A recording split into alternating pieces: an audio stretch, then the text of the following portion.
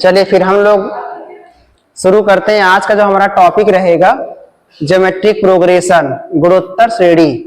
ठीक, तो आप लोगों ने पढ़ा होगा समांतर श्रेणी के बारे में, क्लास 10 में पढ़ा है, क्लास 11th में भी पढ़ा। ठीक, सिलेबस में तो नहीं है इस बार, लेकिन फिर भी आपको बताया गया बेसिक चीजें। तो समांतर श्रेणी से आगे बढ़ेंगे आप गुणोत्तर श्रेणी की तरफ। तो जीपी में वह समझते हैं जीपी होता क्या है, ज्योमेट्रिक प्रोग्रेशन गुणोत्तर श्रेणी होता क्या है, कैसे पहचानोगे कौन सा श्रेणी गुणोत्तर श्रेणी है कौन सा नहीं है। तो ज्योमेट्रिक प्रोग्रेशन पहचानने का एक तरीका है, जैसे आप समांतर श्रेणी में क्या देखे थे, पहली बात चाहे समांतर श्रेणी हो चाहे गुणोत्तर श्रेणी, चाहे अरिथमेटिक प्रोग्रेशन या ज्योमेट्रिक प्रोग्रेशन, दोनों ही केस में दोनों में कॉमन क्या है, दोनों ही अनुक्रम है। दोनों क्या है, अनुक्रम है। मैंने बताया था अनुक्रम का मतलब क्या होता है। अनुक्रम में क्या होता है, हर एक टर्म्स के बीच में जितने भी टर्म्स आपको दिए रहेंगे, पद दिए रहेंगे, सभी पदों में हर बार नए नए अनुक्रम में नए नए तरीके अपना लगते रहते हैं। मतलब किसी भी अनुक्रम में तरीका हर बार बदलता रहता है। ठीक, अगर मान लो वही अनुक्रम में एक पद में जोड़ने पे नंबर बार बार आ रहा है, ठीक, तब उसे कहा जाएगा क्या बताओ, या प्लस करने पे है या माइनस करने पे है, तो क्या कहा जाएगा उसको, एपी, अरिथमेटिक प्रोग्रेशन कहा जाता है। लेकिन अगर पहले वाले पद में मल्टीप्लाई करके आए या डिवाइड करके दूसरा वाला पद आता है, तो समझ जाना कौन सा सीरीज है, वो जीपी। बात समझ में आ गया सर। एपी में प्लस और माइनस किया जाता है, ठीक, आने वाले टर्म के बीच में। लेकिन जीपी में क्या होगा, आने वाले जो फर्स्ट टर्म होगा उससे आने वाले जितने भी टर्म होंगे पीछे, और second term, third term, fourth term, वो या तो उनमें कोई मल्टीप्लाई नंबर या कोई डिवाइड नंबर काम करेगा।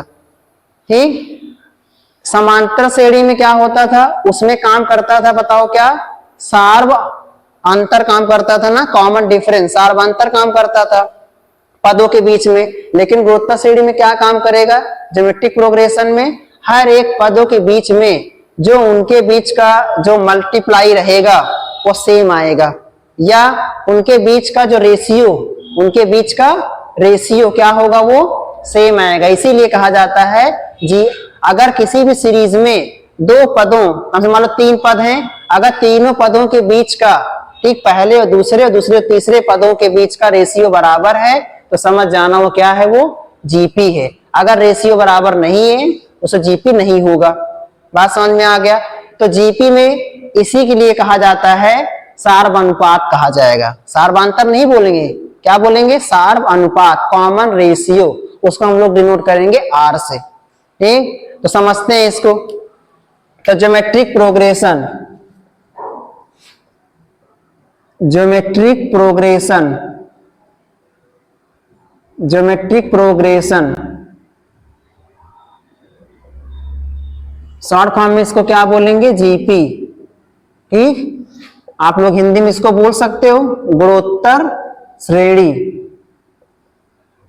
गुणोत्तर श्रेणी बोल सकते हो इस तरीके से। अब पहचानने का तरीका मैंने बताया, जैसे कि मान लो पहले एग्जांपल ले लेते हैं, समझ में आ जाएगा। एग्जांपल लेते हैं, जैसे कि मैंने कहा ऐसे करके 2 हो गया, 4 हो गया, 8 हो गया, 16 हो गया, 32 हो गया, डॉट डॉट डॉट ऐसे आगे बढ़ रहा है। ठीक, तो इनके बीच का बताओ क्या, कुछ कॉमन बताओ, इसके बाद क्या आएगा, इसके बाद कौन सा टर्म आएगा, सोचो इसके बाद कौन सा, समझो ये रीजनिंग क्वेश्चन हो गया। आप एक अनुक्रम है, क्या ये अनुक्रम है, बताओ इसमें कौन सा नियम पालन कर रहा है,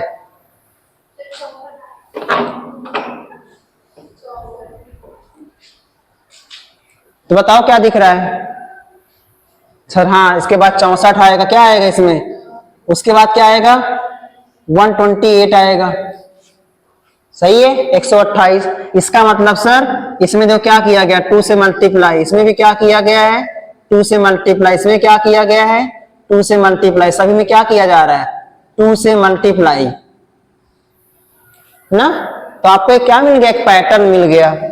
तो जिसमें मल्टीप्लाई का पैटर्न मिले या डिवाइड का पैटर्न मिले, तो समझ जाना, या इसके फॉर्म में मैं उल्टा लिखता हूं, चलो मैंने इसे लिख दिया, 32 लिख दिया, 16 लिख दिया, मान लो 8 लिख दिया, 4 लिख दिया, ऐसे करके 2 लिख दिया। अच्छा अब बताओ फिर क्या आएगा फिर, अब बताओ क्या आएगा सर। इसमें क्या किया जा रहा है बताओ, ये डिवाइड किया गया 2 से, ये भी डिवाइड किया गया 2 से, ये भी डिवाइड किया गया 2 से, ये भी डिवाइड किया गया 2 से, ठीक, ये भी डिवाइड किया जाएगा 2 से तो 1 आ जाएगा। और जब 1 को 2 से डिवाइड करोगे तो बताओ क्या आएगा, तो 1/2 आ जाएगा, यही आएगा ना इस तरीके से। तो बात समझ में आ गया सर। अगर जिसमें मल्टीप्लाई का पैटर्न दिखे, डिवाइड का पैटर्न दिखे तो वो क्या होगा, जीपी होगा, ज्योमेट्रिक प्रोग्रेशन।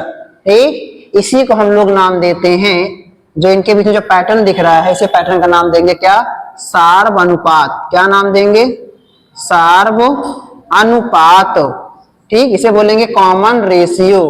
तो कॉमन रेशियो, तो कॉमन रेशियो फाइन करने के लिए कैसे निकालेंगे कॉमन रेशियो, इसको हम शॉर्ट फॉर्म में लिखेंगे किससे, आर से। किससे लिखेंगे, आर से।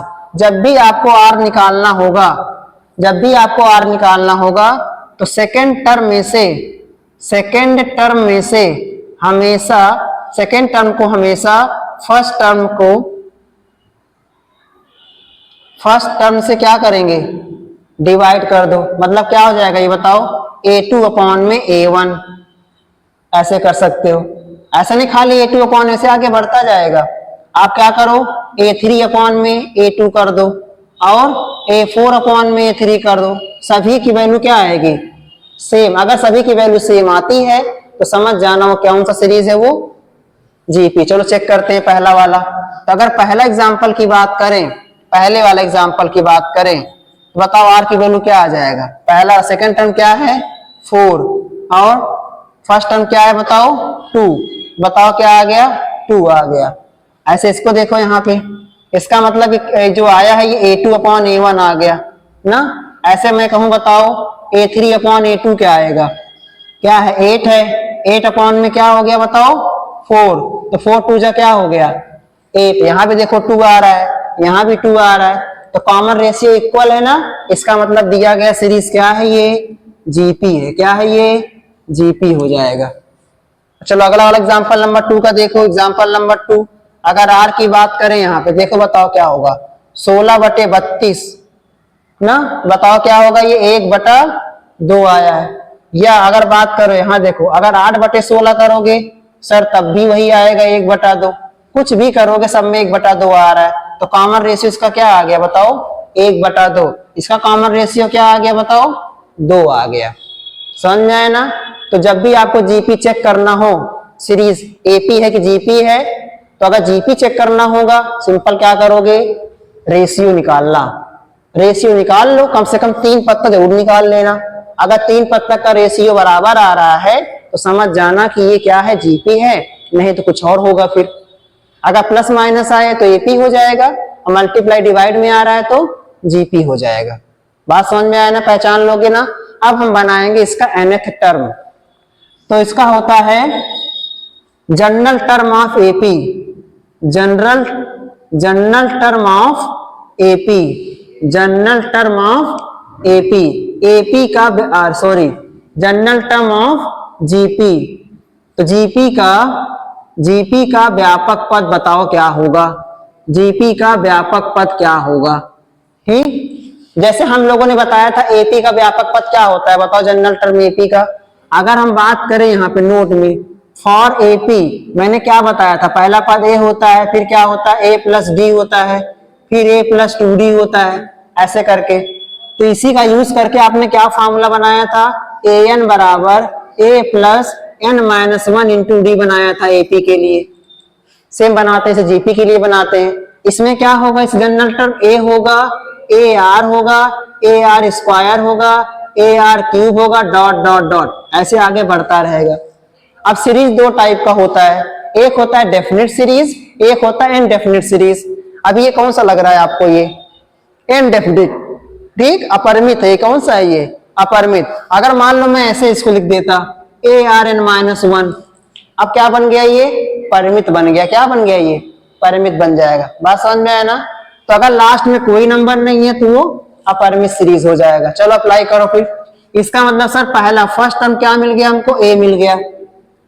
दूसरा टर्म क्या मिल गया बताओ, ए आर। तो टर्म को हमेशा ऐसे दिखाना है, फर्स्ट टर्म को ए वन से, सेकेंड टर्म को ए टू से लिखना। अगर ए3 की बात करें क्या दिख रहा है बताओ, ए आर स्क्वायर। ऐसे डॉट डॉट डॉट अगर मैं कहूं आपसे बताओ इसका nth टर्म क्या होगा, an nth टर्म क्या होगा, बताओ क्या होगा, ए आर। देखो किसी भी टर्म में पहला पद तो चेंज हो ही नहीं रहा है, पहला पद इसमें भी रहेगा फर्स्ट टर्म, लेकिन देखो इसमें यहाँ पे आर की वैल्यू क्या है, 0 है, यहाँ के बाद 1 है, 2 है तो 1 लिखा जा रहा है, 3 है तो 2 लिखा जा रहा है, 1 है तो 0 लिखा जा रहा है, मतलब हमेशा एक कम लिखा जा रहा है ना, एक कम हो रहा है पावर। जैसे यहाँ भी क्या n है, n का में से एक कम कर दो तो क्या हो जाएगा, n-1। तो इसका जनरल टर्म क्या हो जाएगा, an equal to A R n-1। बात समझ में आया ना। an का मतलब nth टर्म, इसी an को हम लोग क्या क्या नाम देंगे, इसी an कहा जाता है, पहली बार इसे कहा जाता है nth टर्म कहा जाता है, फुल फॉर्म इसका हो जाएगा। और क्या कहा जाता है इसे बताओ, इसी कहा जाता है लास्ट टर्म। क्या कहते हैं इसी को, इसी कहा जाएगा, इसको लास्ट टर्म कहा जाएगा। सीरीज का ये कौन सा टर्म होगा, ये लास्ट टर्म होगा। आर का मान जाने चुके, ए माने फर्स्ट टर्म होता है, एन माने क्या है बताओ, एन क्या है, नंबर ऑफ टर्म्स। एन क्या है यहाँ पे, नंबर ऑफ टर्म्स। ठीक, तीसरा पद, चौथा पद, पांचवा पद, ऐसे पदों की संख्या, एन यहाँ पदों की संख्या हो जाएगा। अब हम लोग क्या करेंगे, पहले इसके बेसिस पे कुछ क्वेश्चन लगाते हैं। पहले A N equal to A R N -1 से, तो सेम टू सेम यहाँ भी है। क्वेश्चन किस वजह से बनेगा, या तो आपको बोलेगा फाइंड द nth टर्म, या तो ऐसे बोलेगा find the first term, find the common ratio, find the number of terms, ऐसे बोल देगा। चलो पहले इसमें कुछ क्वेश्चन सॉल्व करते हैं। ठीक, पहले आप सभी लोग इसको नोट डाउन कर लें। आई होप आपको समझ में आ गया होगा, अच्छे से नोट करें, फिर आगे बढ़ते हैं।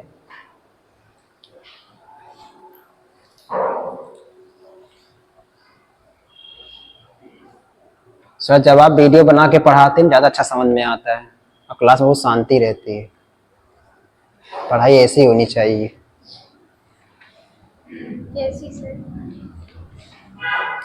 हंसी मजाक नहीं हो पाता।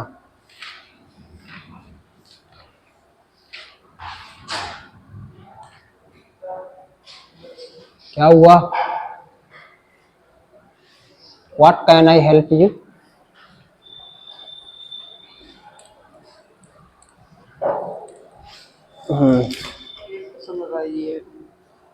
कौन सा, ये 14 लगा।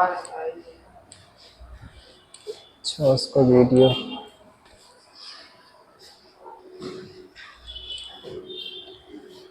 तो ये आपके सामने दो क्वेश्चन लिखा गया है। ठीक, अभी आप लोगों ने जीपी का nth टर्म का फार्मूला सीख लिया और समझ लिया। अब उसी के बेसिस पे हम दो क्वेश्चन लगाने वाले हैं। ये जो दो सवाल यहाँ से उठाए, आपके बुक से उठाए गए हैं, एनसीईआरटी एक्सरसाइज 9.2 का क्वेश्चन नंबर फर्स्ट है, क्वेश्चन नंबर सेकेंड है। देखते हैं इसको कैसे लगाना है। क्वेश्चन नंबर फर्स्ट क्या बोल रहा है कि एक सीरीज दिया हुआ आपको 5/2, 5/4, 5/8 डॉट डॉट डॉट का 20 टर्म बताना है। ठीक, 20वां पद क्या होगा और nवां पद क्या होगा। तो एक काम कर लेते हैं, पहले आप nवां पद निकाल लेते हैं, फिर n का मान 20 रख देंगे, आ जाएगा 20वां पद। पहले निकालते हैं nवां पद का मान। तो nवां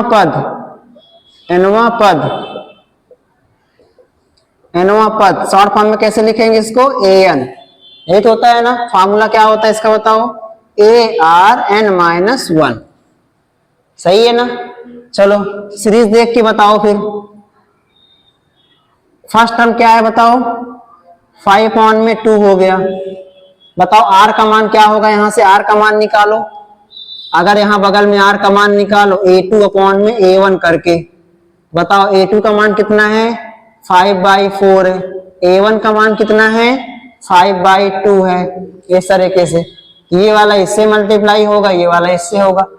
ठीक, तो आर की वैल्यू बताओ क्या हो जाएगा, ये 10 में कितना हो गया, 20, मतलब कितना आ गया ये बताओ, 1/2। मतलब यहाँ पे आर की जो वैल्यू है 1/2 आ गई। सही है ना। चलो अप्लाई करो यहाँ पे, तो 1/2 हो गया। और n की वैल्यू पता नहीं है अभी, ये हो गया। ठीक, चाहो थोड़ा इसको और इजी कर लेते हैं। ए एन बराबर क्या, इसको ऐसे करके लिख सकते हैं, ऐसे करके, कोई दिक्कत तो नहीं है ना। 5.2 को ऐसे लिख सकते हैं, फिर मल्टीप्लाई करोगे वही आ जाएगा। मैंने कुछ करना, मैं 2 को एक साथ कर दे रहा हूं, कहने मतलब है यहाँ पावर 1 लिख सकते हो ऐसे, जब बेस इक्वल होता है पावर ऐड कर सकते हो। तो ए एन बराबर क्या होगा 5, 1/2 क्या हो जाएगा 1 + n-1, एक से एक कट गया, तो ए एन बराबर क्या आ गया 5 × 1/2 की पावर क्या आ गया n आ गया। ये आ गया आपका nth टर्म आ गया। ठीक, अब क्या रखना है 20 टर्म। तो 20वां पद अगर बात करेंगे, 20वां पद, ठीक बताओ, मतलब n का मान कितना रख दो 20। चलो फिर रखो तो क्या हो जाएगा a 20 का मान, तो 5 × क्या हो जाएगा 1/2 की पावर क्या हो जाएगा 20। तो क्या इसको हम सॉल्व करेंगे क्या, इतना लंबा नहीं कर सकेंगे, बहुत ज्यादा कैलकुलेशन हो जाएगा। ये आपका आ जाएगा nth टर्म। ठीक, इसके बाद फिर इसको देखो, अब इस सवाल को देखो, यहाँ पे क्या निकालना है बताओ, n का मान क्या है बताओ यहाँ पे। अच्छा ये 12वां पद निकालना है, इसका मतलब क्या निकालना है A12 निकालना है। ठीक, 8वां पद A8 का मान कितना दिया हुआ है बताओ 192 दिया है, और R का मान कितना दिया है बताओ 2 दिया है। चलो फिर इसका मान निकालने के लिए हमें फर्स्ट टर्म चाहिए, और क्या चाहिए, और कोई बाकी n तो पता ही है हमको, R पता है, बस फर्स्ट टर्म निकाल लो पहले इसका यूज करके। तो सिंस बताओ A8 का मान कितना है बताओ 192 है।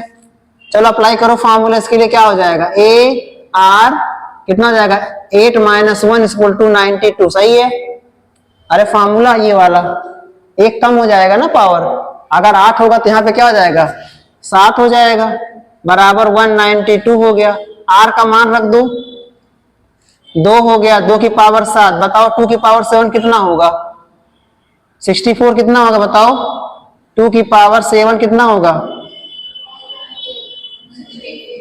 128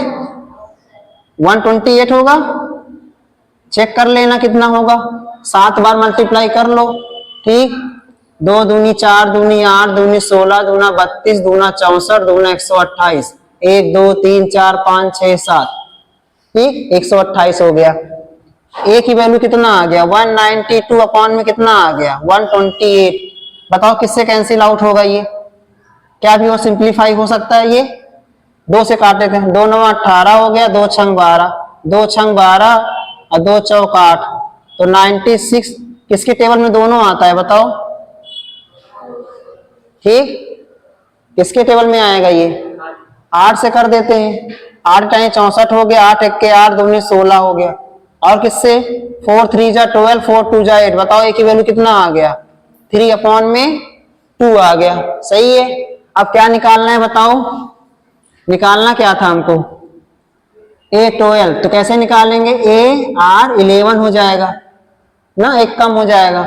a की वैल्यू कितना निकाले हैं 3/2, R की वैल्यू कितना है बताओ 2 है, तो 2 की पावर 11, तो यहाँ पहले से 2 है, इसको ऐसे लिख लो 2 की पावर 11, ये एक कट गया तो यहाँ क्या बचेगा बताओ 3 × 2 की पावर 10, सही है ना, एक पावर कम हो जाएगा इससे, तो आ जाएगा 12वां पद क्या हो जाएगा 3 × 2 की पावर 10। ये आपका फाइनल आंसर, ऐसे करके लगाना है।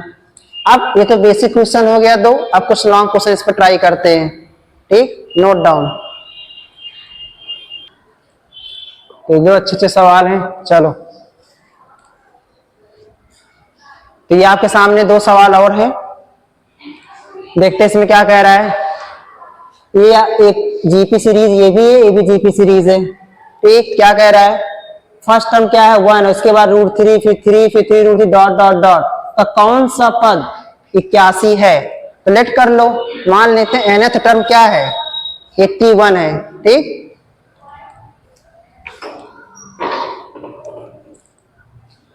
चलो बताओ कि इसमें क्या हो गया, फर्स्ट टर्म क्या हो गया बताओ 1 हो गया। कॉमन रेशियो निकालो इसको, A2 अपॉन में A1 होता है, तो A2 की वैल्यू क्या है √3 अपॉन में 1, क्या हो गया ये √3 हो गया। कौन सा पद का मतलब हमें क्या, ठीक n की वैल्यू निकालना, विच टर्म का मतलब n निकालना है, और ये 81 है, तो लेट कर लो, लेट कर लो nth टर्म मतलब nवां पद क्या है बताओ 81 है। इसका मतलब an का मान क्या हो गया 81 हो गया।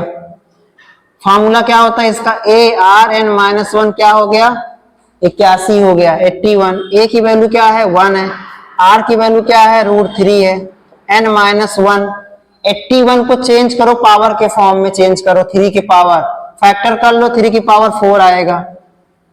ठीक आगे बताओ फिर यहाँ पे इसको भी पावर में चेंज करो। स्क्वायर रूट का मतलब क्या होता है इरेशनल नंबर है, इसको लिख सकते हैं 1/2 लिख सकते हैं ना।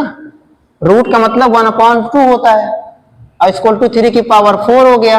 पावर का पावर से मल्टीप्लाई कर दो तो क्या हो जाएगा ये n-1 3 की पावर n-1 अपॉन में क्या हो जाएगा 2 हो जाएगा। ए से मल्टीप्लाई हो गया इक्वल टू क्या हो गया 3 की पावर 4।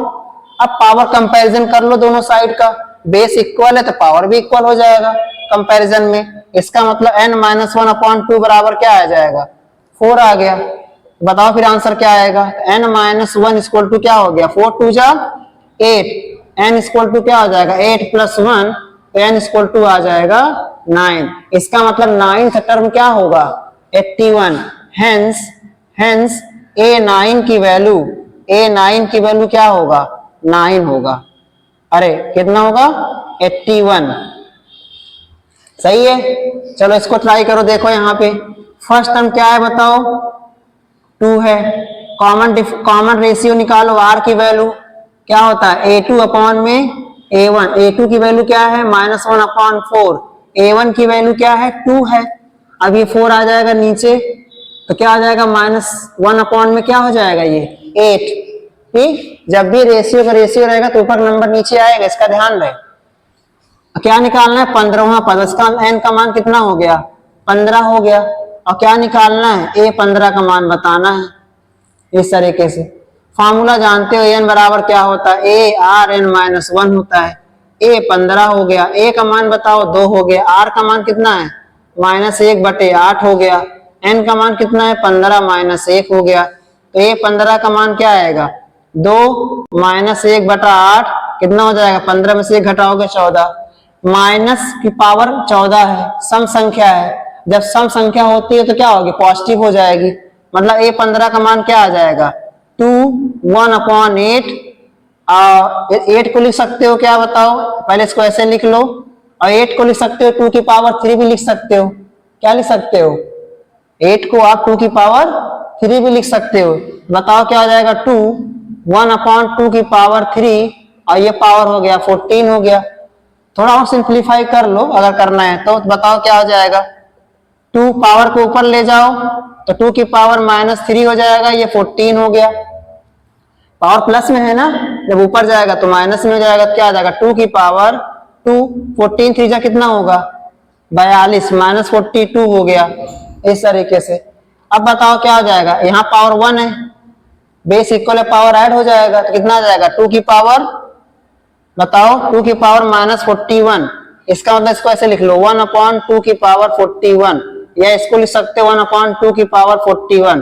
तो कई तरीके हो सकते हैं, चाहो तो आप यहीं पे आंसर छोड़ देना, मिला लो आंसर जो भी आपका मैच करता हो एग्जैक्ट। इस तरीके से हम लोगों ने जीपी पे 4 सवाल नंबर ऑफ टर्म्स पे लगा लिए हैं।